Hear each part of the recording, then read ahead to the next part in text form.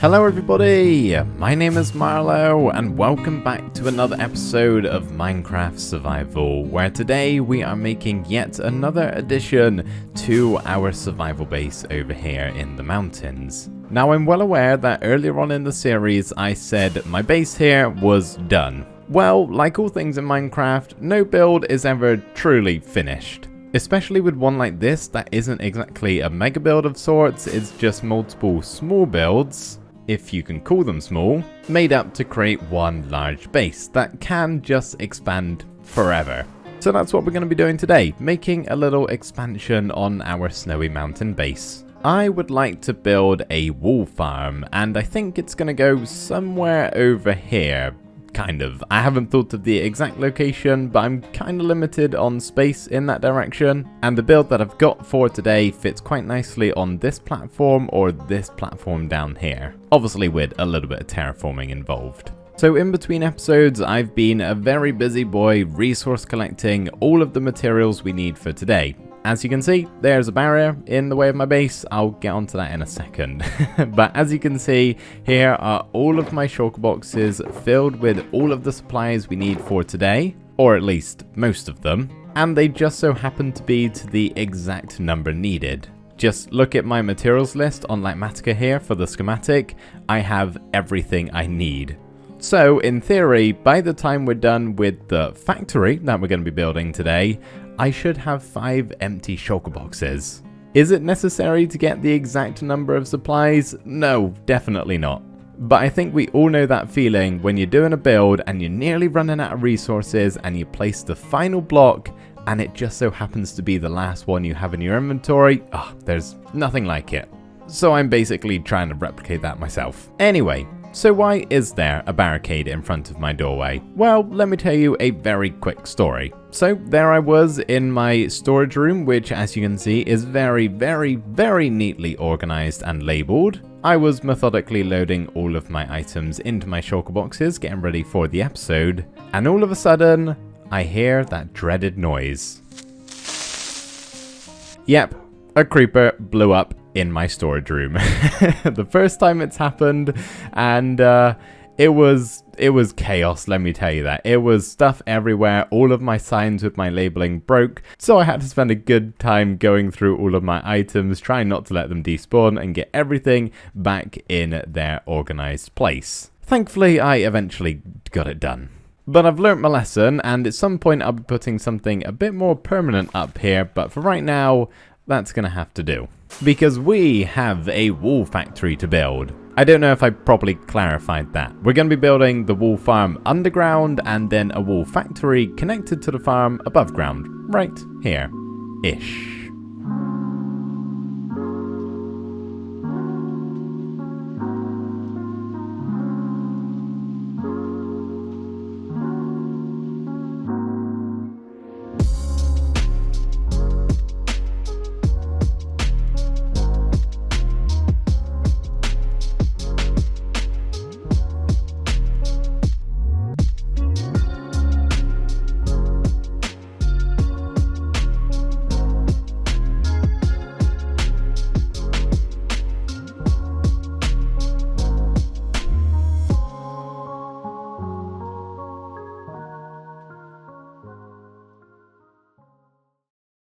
Not too bad. I've emptied all of my shulker boxes except from a single chain, and I don't know where it goes. It's definitely somewhere on the build because, like I said, I got them all to the exact number needed. I just don't know where I missed it. Aha! That's the missing piece.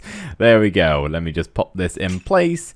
And the outside of the build is now done. So how do you guys like the factory? I am actually really happy with it. However, I can't take all the credit exactly.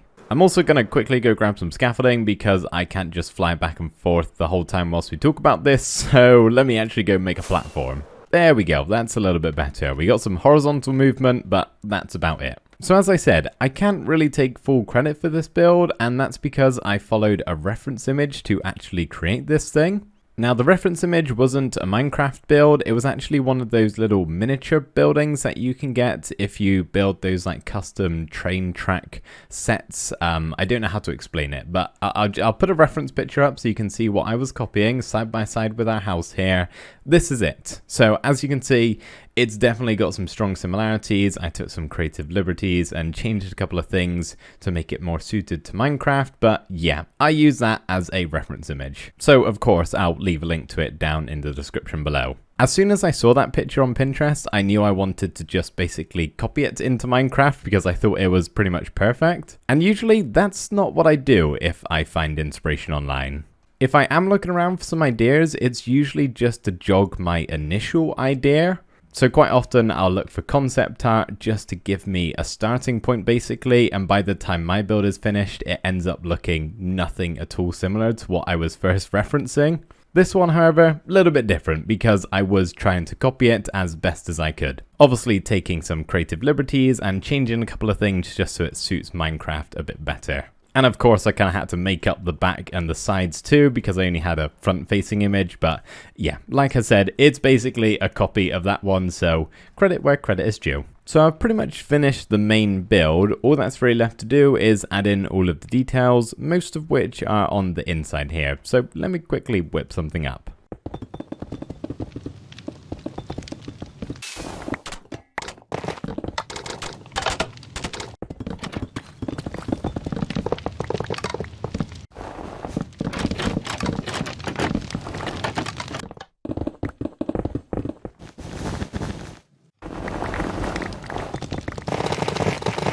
Five empty shulker boxes with no supplies left whatsoever.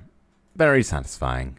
So our factory is now finished, and as you can see, it looks like there's quite a lot of stuff going on inside of here. And to be completely honest with you, it's all a load of rubbish. Because really, how would you make wool inside of a factory? I've kind of gone with the idea that you're going to use string to make it, but obviously you get that from spiders in this game. There's no spiders involved. I've just basically built a bunch of machines and pretended they all do something. And to be honest, that's what it looks like. We've even got a conveyor belt going outside here with a sticky piston that maybe pulls it or something. I don't know. It's pretty much just trying to build stuff that looks as though it's functional. Anyway, we now need to make the actual farm itself because obviously this is not how we're making the wool. We are going to build ourselves a massive sheep farm underground, and I've already been very busy digging out a massive hole ready to build said sheep farm in, and it's actually all the way down here. You come up to this top building kind of on the side of the factory, and this is how I'm going to access it. As you can see, it goes quite far down. Let's see if we can be graceful about this. Yes, we can. Very nice. So here's my massive rectangle, which is perfectly sized to build my fully custom sheep farm. Made this thing myself, pretty proud of it. Unfortunately, it requires a lot of redstone, which once again, I am pretty much completely out of. I thought building a witch farm was going to solve that problem, but it's not very efficient. However, it does yield a certain amount of redstone, and I think I'd rather just go AFK for a bit instead of mining. So I've already got started on some of the other supplies here, as you can see, but I need to craft a few more redstone components. So I'm going to fly over to my witch farm, get some more redstone, craft up the rest of the supplies, and then build said sheep farm.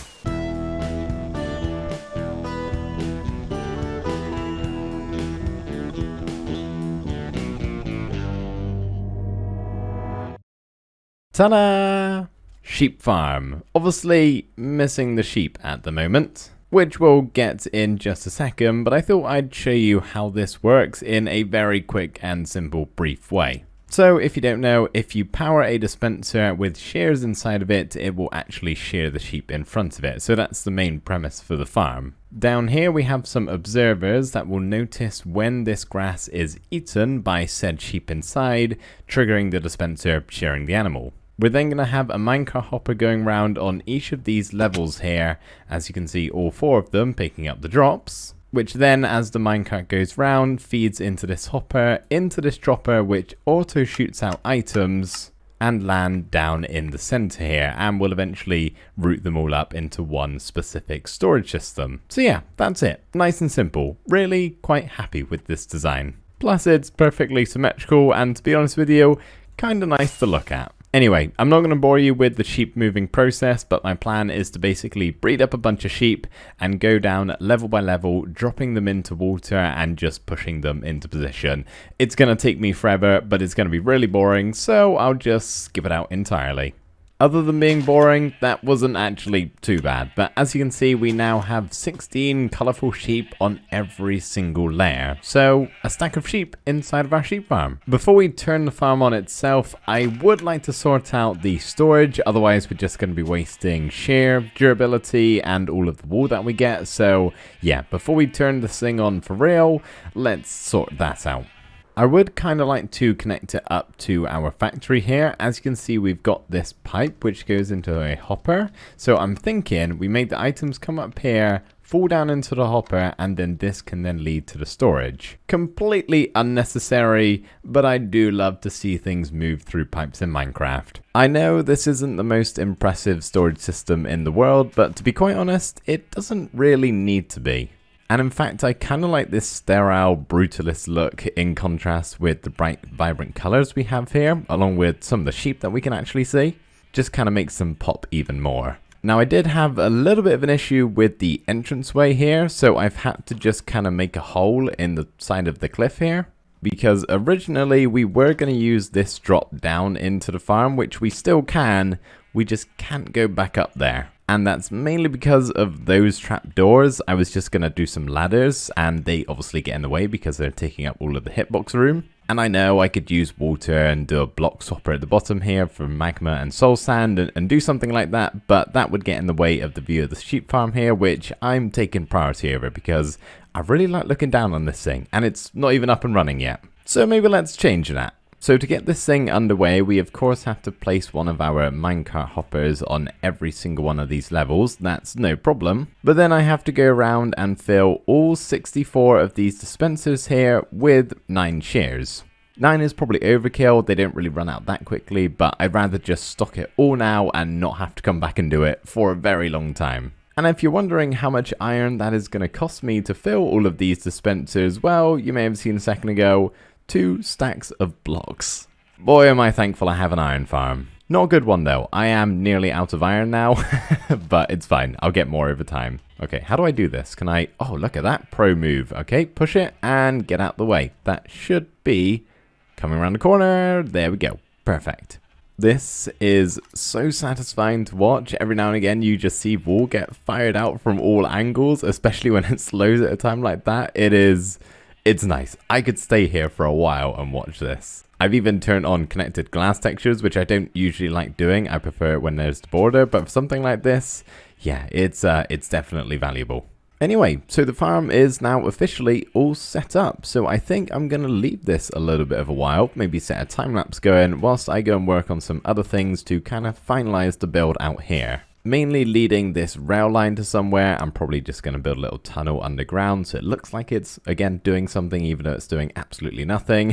And I also had to figure out how to get a pathway from down here up to our pathway over here. And maybe if I feel up to it, I'll build a couple of custom trees too. So while I'm doing that, you guys can enjoy a lovely, satisfying time-lapse. Okay, that time-lapse was rubbish. You don't need to see it. I'll show you anyway in case you're curious. This is it. It's only 2 minutes of an hour's worth of footage that I got. The blocks just wouldn't load in. So yeah, there you go. Not really worth it. On the bright side, we have managed to get quite a bit of wool. There's nearly a stack in all of these, plus a little bit went into the hoppers as well. So not too efficient, but honestly, I don't really need it to be. I don't know why I built a wool farm, to be honest with you. I rarely need wool. Maybe every now and again I'll use some carpet. But other than that, I don't touch the stuff. But hey, it's nice to have and it was a fun little project. Plus, we're also done with the outside factory build, so let's take a look around. As you can see, first things first, I went ahead and built a bunch of custom trees, similar to the ones we have everywhere else over our main base. Really ties everything together, I think. We've also got a minecart rail that leads into the factory and down underground into a tunnel. Also placed a minecart just so we get a little bit of movement into the build, which is always really nice. And last but not least, round the back of the build, I've made this towering staircase leading up to the pathway above. Really love this thing. I think it's a great addition. Much better than a ladder, which is what I was originally gonna do. So with our wool factory and sheep farm all done, there is just, minecart, one last thing left to do for today's episode. And that is to sort out a proper barricade for our entranceway here. Now I've been flying over, breaking this thing down and just trying to get through it the entire episode, and whilst I've been doing that, I've been trying to think of the best way to build a proper secure entranceway. That of course will still look good at the same time. And eventually I decided on this. A fence gate. Nice and simple. Admittedly, I've placed a couple of other blocks around so it looks a little bit better than just having some fences across the bottom, but yep, this should keep me nice and secure, other than spiders, but they can't blow up on my chest, so I don't really care about them. As long as a creeper can't get through, I'm happy. So there we go everybody, that's going to do it for this episode, which is most likely my last video of 2022. I'm hoping I should be able to get this edited and uploaded in time for the new year. So Happy New Year, or I hope you had a Happy New Year depending on when you're watching this. I just want to say before we go here, as always, a massive thank you to all of you for the continued support you guys show me here on my videos. It is truly, truly appreciated. I cannot thank you guys enough. So thank you for that. Thank you for watching this episode. Really hope you enjoyed it. Let me know your thoughts on this build in the comments below, but I will see you in the next video. Thanks for watching. Bye for now.